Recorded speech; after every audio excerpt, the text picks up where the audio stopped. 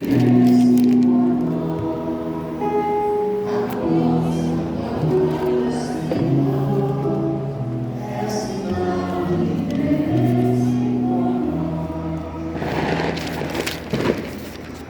diácono meu, queridos irmãos e irmãs, o Senhor te abençoe de Sião, cada dia de tua vida. De modo especial Jerusalém, mas não só Jerusalém, todo o Israel bíblico, o Israel que nós conhecemos hoje, traz em seu horizonte muitas montanhas, muitos elevados.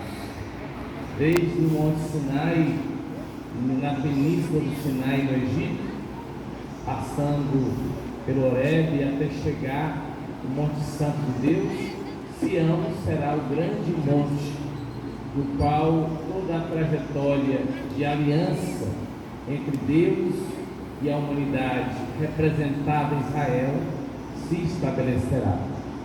Lá se estabeleceu a união com o nosso pai Abraão. Lá Davi contempla e o seu filho Salomão inaugura grande templo dedicado à glória do Senhor.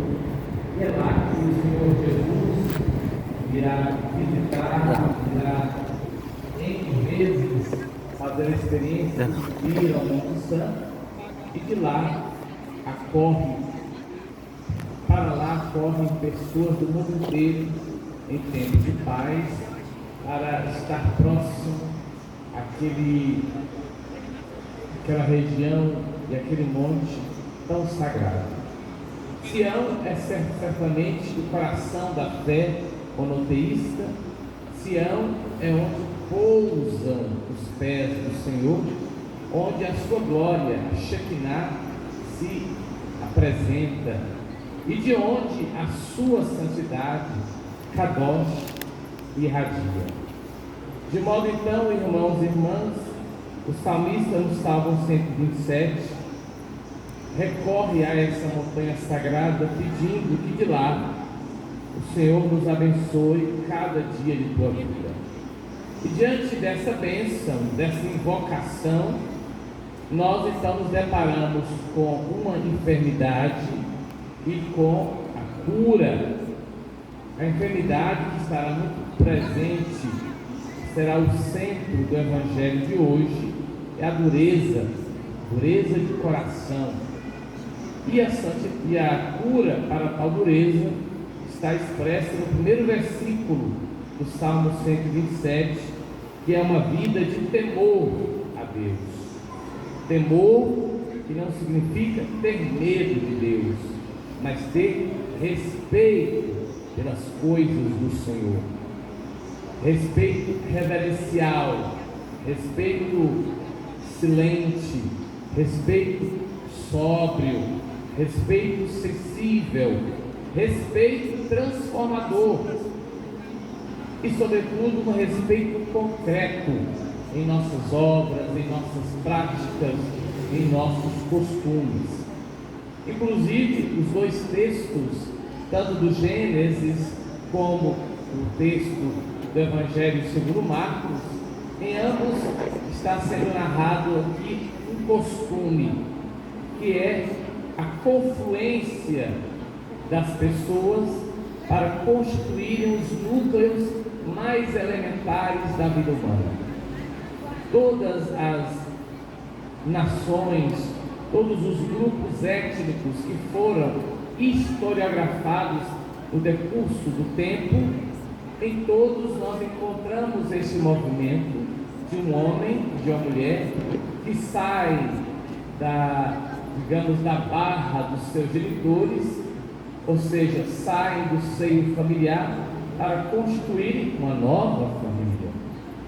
Isso não é só um dado antropológico, é um dado, e aí entra a herança judaica, é um dado espiritual, é um dado sagrado, porque nós não fomos constituídos homens e mulheres por um acaso, por uma falha, por um descuido, mas por um querer de Deus. Ou seja, fomos feitos à sua imagem e semelhança, fomos feitos homem e mulher. É óbvio que essa discussão, no sentido positivo da palavra, é muito abrangente e ela, em grande sentido, não cabe nesse momento da homilia, que é um tom mais pastoral e não acadêmico, das escolas, das universidades.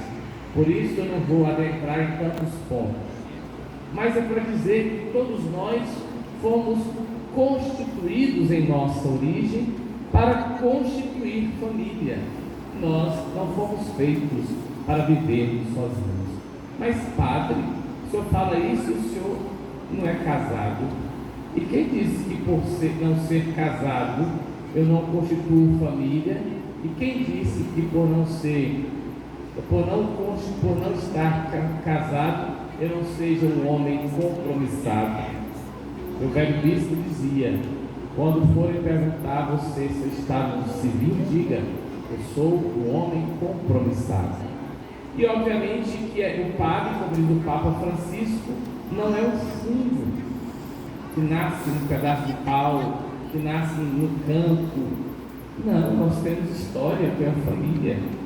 Eu sou oriundo de um encontro de um homem e de uma mulher, de duas famílias, de uma realidade social. Eu conheço a história familiar, por isso que, com o auxílio da graça de Deus, sempre com o auxílio da graça de Deus, nós, os ministros, recebemos essa graça para cada estado, para aconselhar, para orientar, para conduzir as famílias que chegam até nós. E o perfil das famílias mudou muito, ou melhor, se deu a conhecer de forma mais ampla, porque a minha época, quando criança, adolescentes, eu via situações conflituosas em famílias da minha região, mas era uma realidade sobre a qual tínhamos pouco conhecimento. Havia um grande tabu e pouco se falava.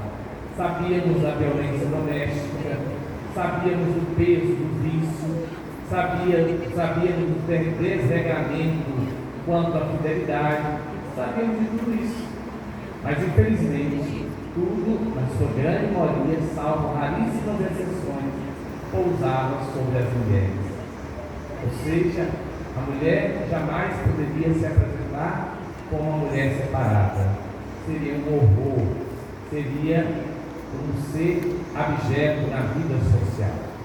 Graças a Deus, sobretudo no âmbito da moral e da pastoral, isso mudou muito, embora nos dias atuais ainda existam ministros que, pasmem, não atendem uma mulher ou um homem porque não é casado na igreja. É muito triste, é uma luta homérica, porque no fundo, estamos o quê? Apartando de Deus as pessoas. O Papa Francisco, no início do seu pontificado, muito antes da pandemia, nos apresentou uma imagem que para nós era meio difícil de entender. A igreja deve se comportar como um hospital de campanha. E só na pandemia nós vamos entender isso, se não todos, mas em grande maioria aprendemos. O que é o hospital de campanha? É o lugar onde todos chegam, sem saber qual especialidade irá precisar. Mas só depois do acolhimento, só depois dos primeiros socorros, só depois dos primeiros atendimentos, é que cada caso vai sendo olhado segundo a sua especificidade. Pois bem, chegou a hora de nós fazermos isso. Nosso Senhor não quer pessoas perfeitas. Se eu quisesse, eu não estaria aqui. Eu sou o mais imperfeito da comunidade. Eu sou o mais pecador. Não pense para vocês, pessoas com as quais eu convivo não são alvo da mesma misericórdia e paciência que o Senhor teve para comigo. E aí, meus irmãos e irmãs, é preciso entender que sim, o sacramento do matrimônio tem uma dignidade altíssima, porque foi equiparado à relação de Cristo com a igreja, uma relação indestrutível, por isso uma relação indissolúvel que não vai se acabar.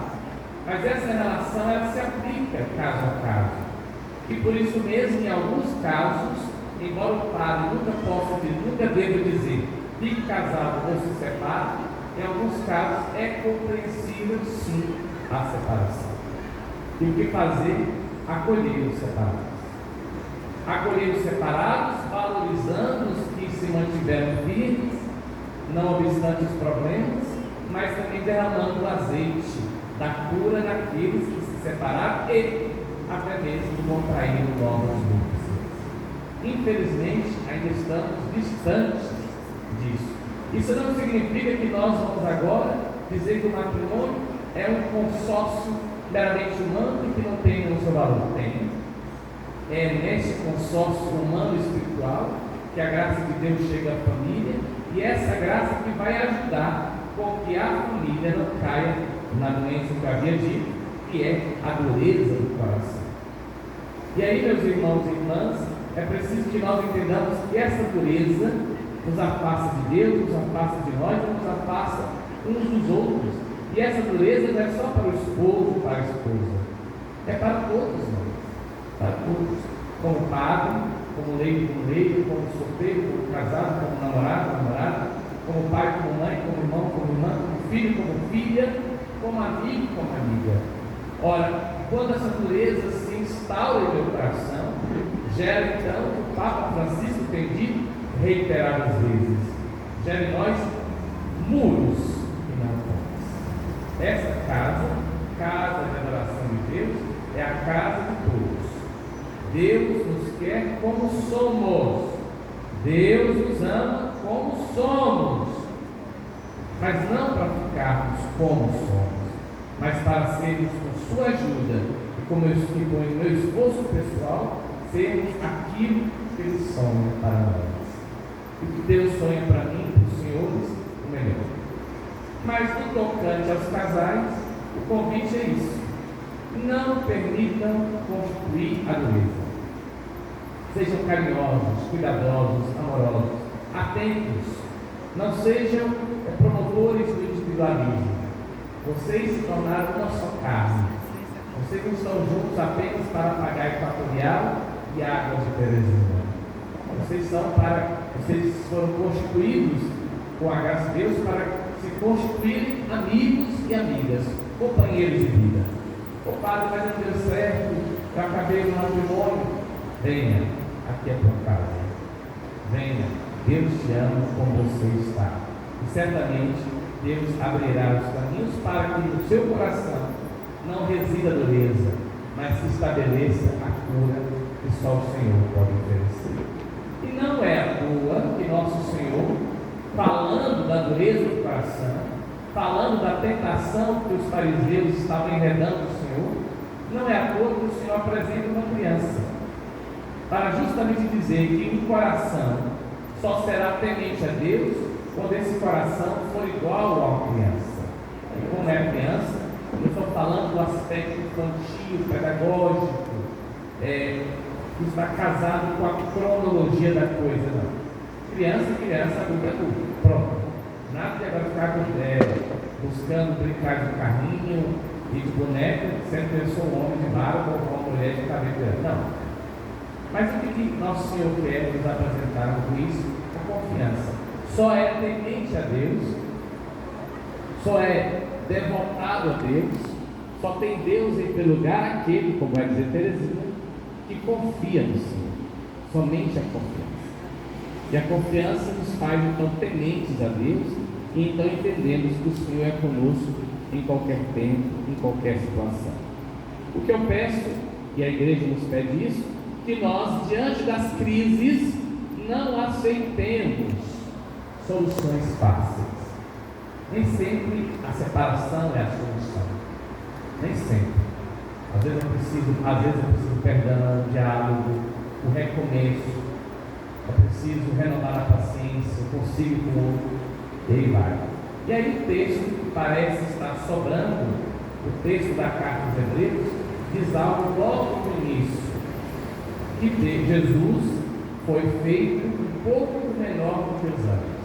Alguns teólogos dizem que aqui está a raiz da soberba de Satanás, porque Jesus feito menor do que os anjos, ou seja, era verdadeiramente homem, por isso foi limitado.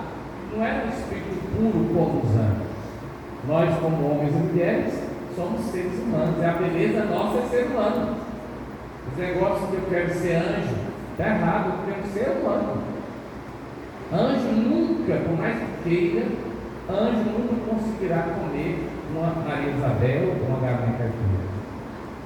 Pena deles, né? Mas a alegria é nossa. Anjos não chorarão como nós choramos. Anjos não consolarão uns aos outros como nós nos consolamos. E aí, segundo alguns teólogos, é a raiz de Satanás ter se tornado tão soberbo, porque ele ficou com inveja do carinho do Pai para com a criatura feita a sua imagem e semelhança. E aí se rebelou, levando o texto dos anjos do céu.